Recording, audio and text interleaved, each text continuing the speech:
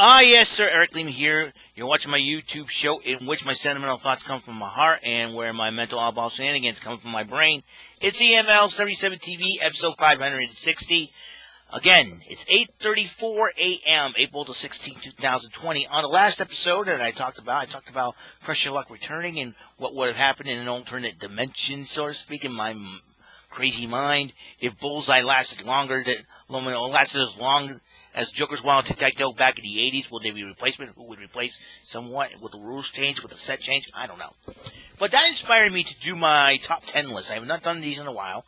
I figured I'd get right on it. I figured, when I was a kid growing up, game shows were my thing. And game shows have been my thing. And I gotta write a couple things here.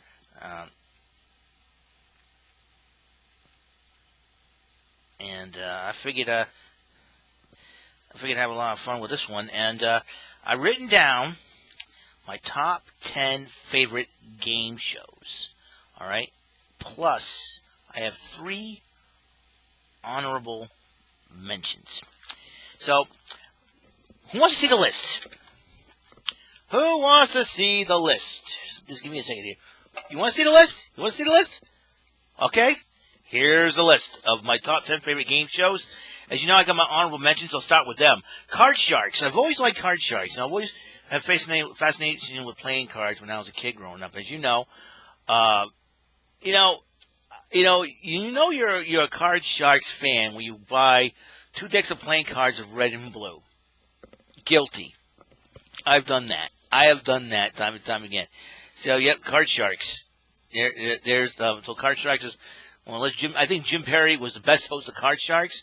Bill Rafferty and Bob Eubanks were pretty funny in there. And, you got, Pat, we don't want to talk about the 2001 version, or the Joe McHale version, as of yet. I'm glad, but whatever, I think Jim Perry is one of the best Card Sharks hosts in the late 70s, early 80s.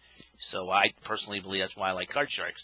Trivia Trap is another one hosted by Bob Eubanks. And it's a lot of fun, Or an actual earthquake symbol would be the bad guy in that one. That's pretty cool. Hitman, hosted by Peter Tamarkin. The set had an 80s arcade feel. And it's a totally 80s game show if you think about it. It was probably screamed 80s. The little Hitmen looked like Space Invaders. I made a joke about that. I put Space Invaders Hitman Edition, and all the Hitmen were like the Space Invaders. That's what it reminded me of. It was so wild. God rest your soul, Peter Tamarkin. All right, let's get down to the main course of the segment of the show. Top 10 favorite game shows. We're going to start, and I'm going to try to describe each game show. Now, number 10 is Strike It Rich. Now, in England, it's known as Strike It Lucky. This Strike It Rich is a little different than the English version. The English version, the bad guy is your hot spot. That's what it's called. But here, in the American version, the Bandit, played by Boog Powell, who was in Baltimore Orioles power-hitting legend in baseball. Joe Garagiola, another baseball legend, hosted the show in, 86, 87. You get 2 couples. 2 couples would it be mostly husband-wife combos, mostly husband-wife combos, and all you gotta do is go down to a set of 7 playing monitors and 7 arches. Along the way, you pick up prizes, and first you get answer 1, 2, 3 questions, and that's how many moves you make among the arches. The goal here is to get to the end of the arches and answer the Strike It Rich question, and you win. But along the way, you're trying to win prizes. But you gotta avoid the bandit. If the bandit comes up, you lose all your prizes and you're in control of the game. Whoever wins gets to go on a bonus round where they see $7 size 7 bandits, all shuffle up. The goal here, the goal is either $5 or $6 signs, and you win $5 signs, it's $5,000. But you would go $6 signs, $5,000 and a brand new car. But here's the catch: the bandits are up there. They'll try to hinder you. Get 3 bandits for the $5,000 goal. The game is over. And I believe you get $100 for each bandit you pick up. I'd actually know $250 for each dollar sign, that you pick up. But if you hit 2 bandits, in the going for the car, the game is over. Every $250, each dollar sign hit there too as well. So that's one of my favorites. That's why, and the bandit was the bad guy. Some of the people who used to work for Jack Berry and Dan Ray Productions, had worked for Klein and Friends, and that's how started. So, and it had reminiscent of Break the Bank back in the day. All right, so that's number 10. Strike It Rich. Number 9. Legends of the Hidden Temple. Now, this is the only game show in television history that has turned into a movie, believe it or not. And I've seen the movie. It was pretty good. Had all the references in there of the game. It starts off with 6 teams. It starts off with 6 teams. I would go down the blue. I know orange iguanas, silver monkeys, blue barracudas, red jaguars, purple parrots, orange snakes. What is it? Let's make it right. Red jaguars, orange snakes, blue barracudas, silver monkeys, or is it green monkeys? I forget. If somebody can mention the teams, I know some of the teams. It's been a while since I watched it. Anyways, they start off in a relay race of some stunt. You win that. You go on to the steps of knowledge. The 2 teams that out of the 4 that made it to the end of the steps of knowledge wins. You got Kirk Fogg, who's the guide, who's the host of the show. You got the announcer, a.k.a. Olmec, who was voiced by D. Bradley Baker, who was the announcer of the show. Believe it or not, Olmec helps out by asking questions and then helping the teams what their mission is to find a certain treasure. They talk about its history, which is, I think, it's a little bit educational too, if you think about it. And you learn about the legend of that. Very very educational, and it is something. It is a great show. Anyways, so all you gotta do. Answer the questions. The first 2 teams that make it to the end of the steps of knowledge goes on to do the stunts and try to go play for pendants, which would be the main key in the main temple run for one team. And they need those pendants to guard themselves from the mysterious temple guards inside the temple itself. And then whoever has the most pendants wins and goes on to the temple run to use those pendants against those temple guards. You go in there, you go into the temple, you got many rooms to deal with, and many ways to open up doors and locks and all that. And there could be booby traps and whatnot. But along the way in the temple, there are temple guards assigned to protect 3 specific rooms. And that could be main key, and your goal is to try to go find a way and make your way to the temple main treasure of the temple. Once you grab that treasure, all the doors will unlock, and the temple guards will vanish, and all you gotta do is get the heck out of there. You only have 2 minutes. 3 minutes, I think. 3 minutes to get inside that temple. And go for it. You do that, you win everything in the grand prize. So I think it's pretty cool. I don't know if I missed anything. Please in the comments. I know a lot of game show buffs are out there. If I missed anything, please let me know in the comments. So again, I'm trying to go right down the list here. Funhouse. Number 8 is Funhouse, hosted by J.D. Roth and 2 gorgeous cheerleaders in Jacqueline Samantha Forrest. Well, I thought back in the day, I had a big crush on them back in the day. I thought they were cute. I thought they were gorgeous and beautiful.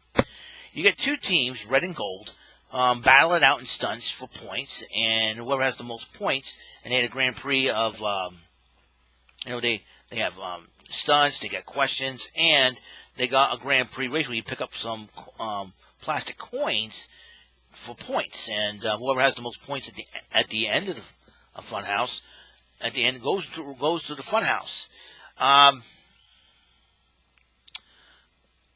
Going to the Funhouse. In fact, I should have another honorable mention. Just give me 1 second here.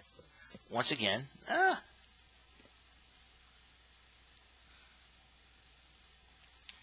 right.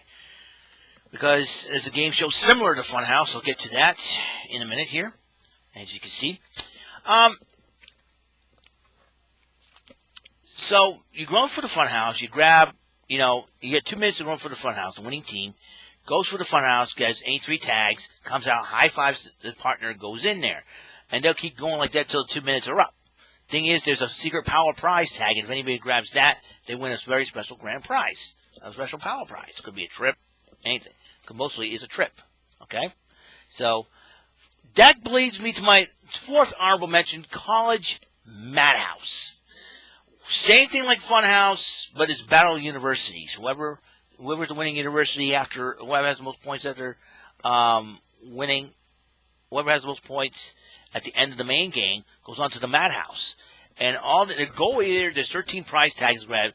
Each team member has 30 seconds for a grand total of 2 minutes.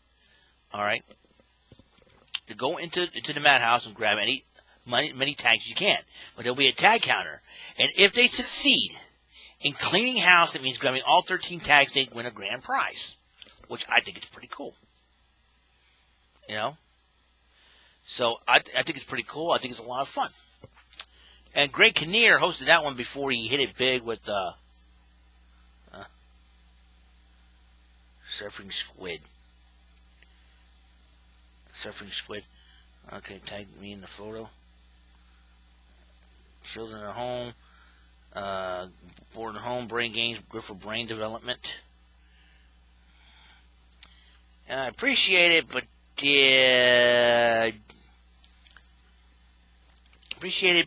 I'm okay with having a brain developed. I'm 43 years old. How stupid is that? That's funny. Anyways, we're going back. So, College Madhouse is similar to Funhouse. The only difference is the Madhouse bonus round rules are different than the Funhouse rules. So I think that's pretty cool.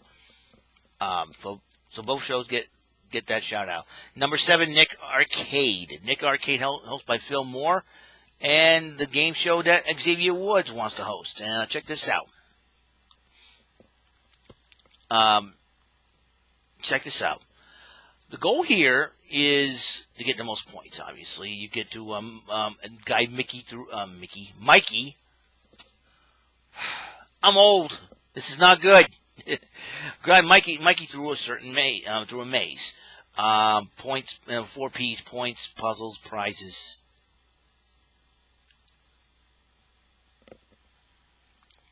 And points, puzzles, prizes. You know, I forgot the 4th P in that one. Anyways, and I think pop-ups, I think it was. I don't know. So all you gotta do, and along the way, he may run into an enemy. If the team runs into the enemy, they lose control. The control goes over to the other team. Whoever has the most points at the end of 2 rounds wins the game and goes on to the video zone where they face today's game wizard. They have other stunts along the way, like, video challenge and,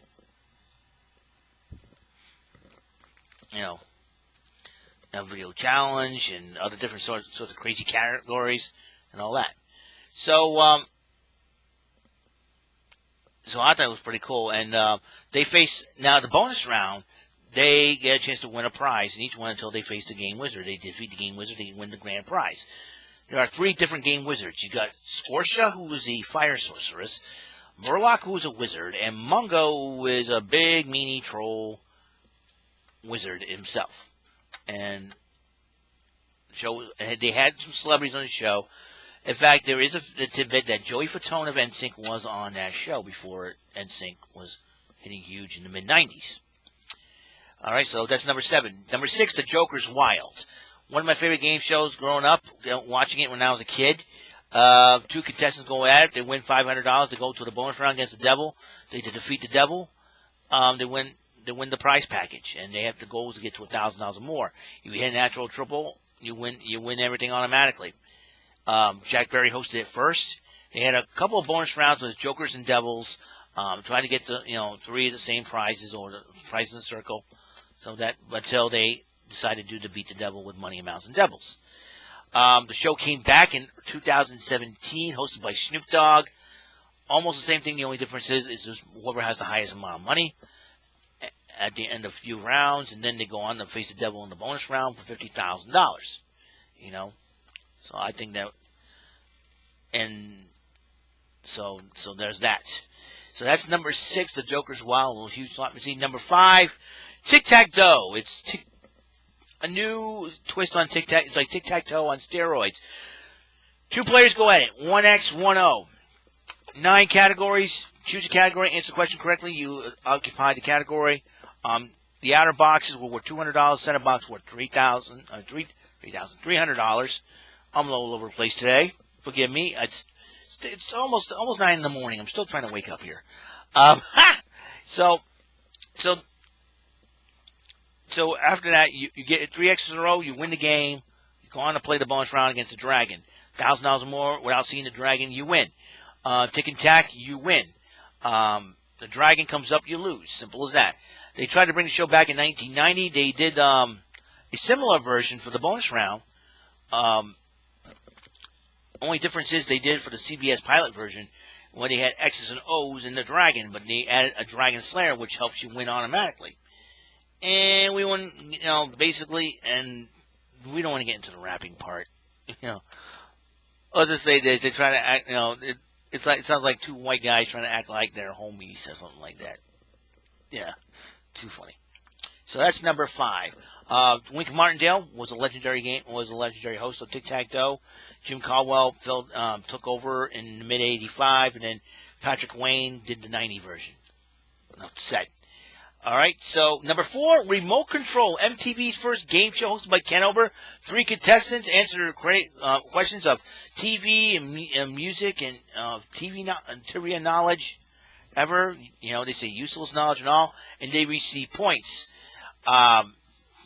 First round, they go around, they have a snack break, and there goes round 2. Round 2, point values have been doubled. There is a danger. There's an off the air. And the big zenith goes off the air. If that happens, whoever is in third place is eliminated from the game. And this first season, the game goes on as before.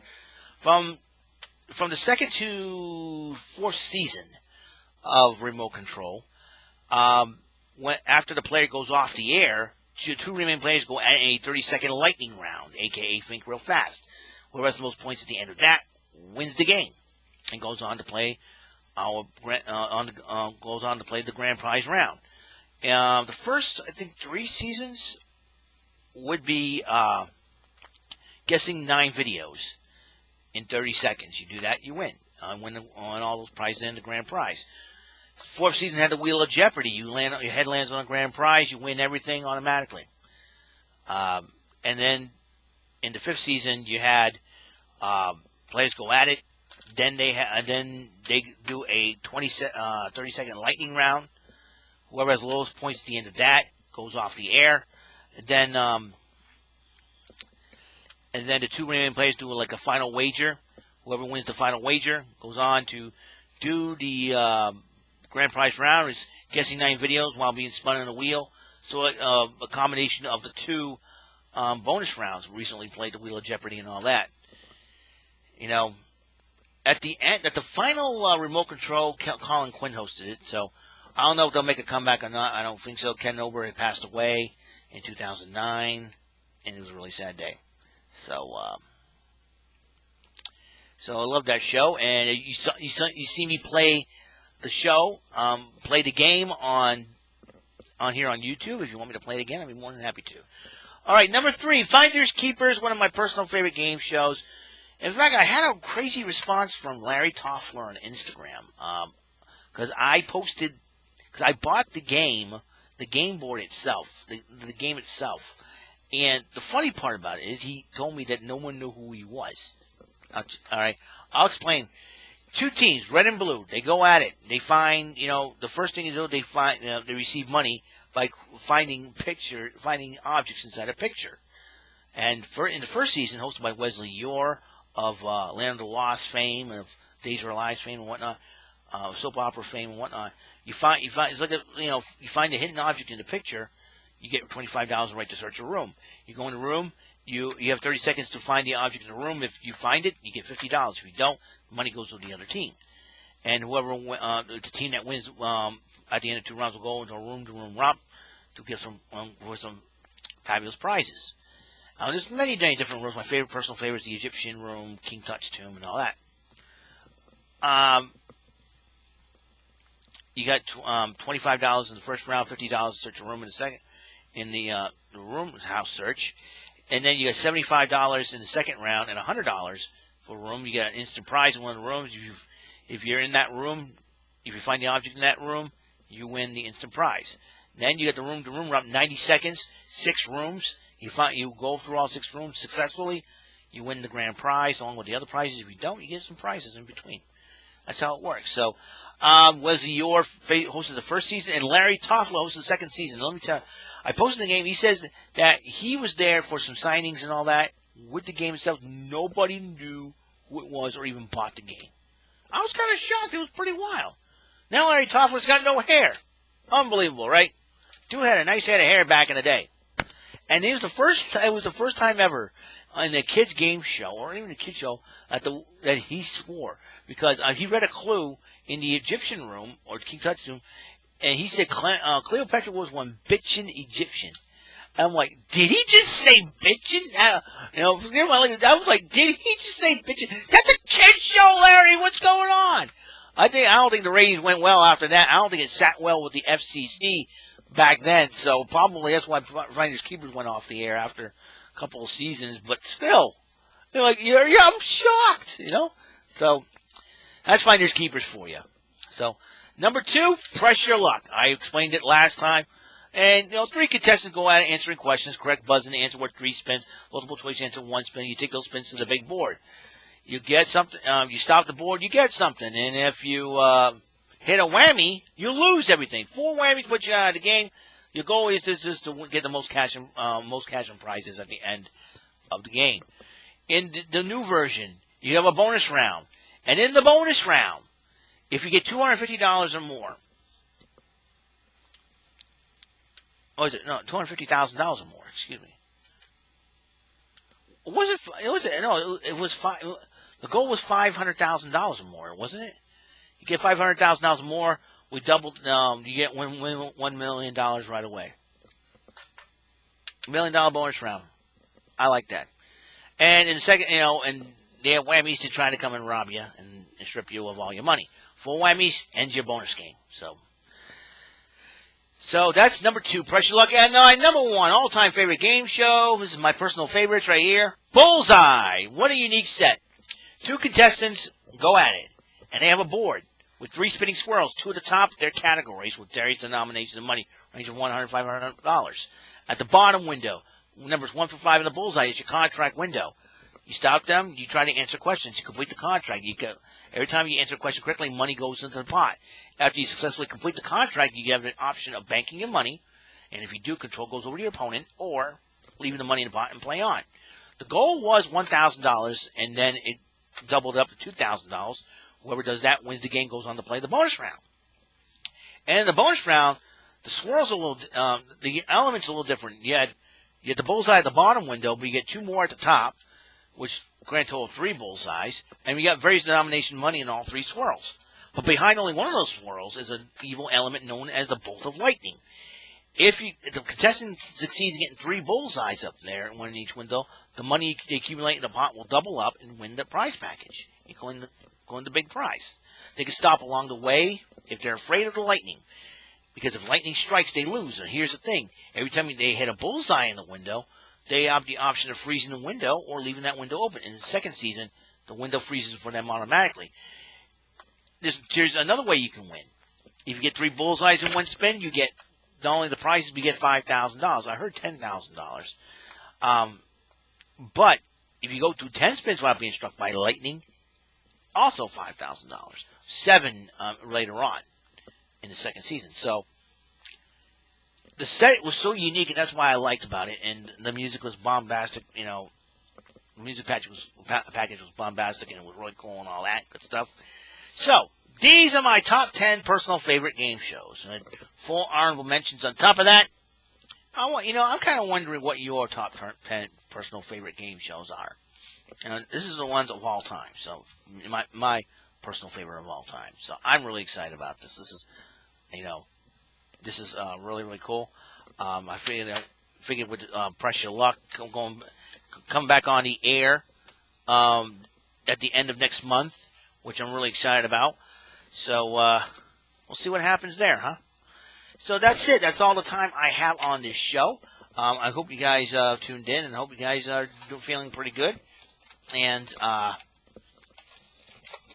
putting everything back here. And I'm kind of hoping that you guys are doing very, very well. And hang in there, all right? We are,